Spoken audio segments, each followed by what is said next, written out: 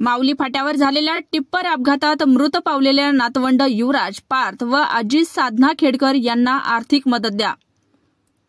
जळगाव तालुक्यातील माऊली फाटा येथे दिनांक 9 मे रोजी सकाळी 11च्या सुमारास भीषण अपघात घडला।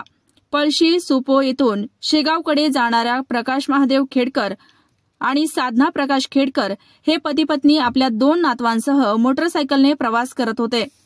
भेंडवाजवळील माऊली फाट्याजवळ मागून भरधाव येणाऱ्या टिप्परने त्यांच्या मोटरसायकलला जोरदार धडक दिली।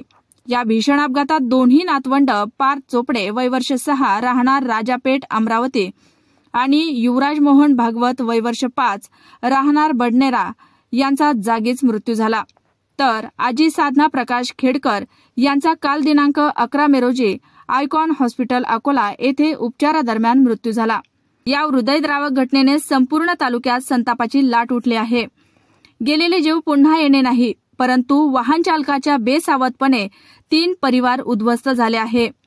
तरीही माणुसकी म्हणून मृत परिवाराच्या प्रति सहानुभूती म्हणून महसूल विभाग जळगाव व पोलीस स्टेशन जळगाव जामोद यांच्या वतीने स्वतः आपल्या स्तरावरून आर्थिक मदत देण्यात यावी अशा आशयाचे निवेदन 13 मे 2025 रोजी तहसीलदार जळगाव जामोद यांना देण्यात आले।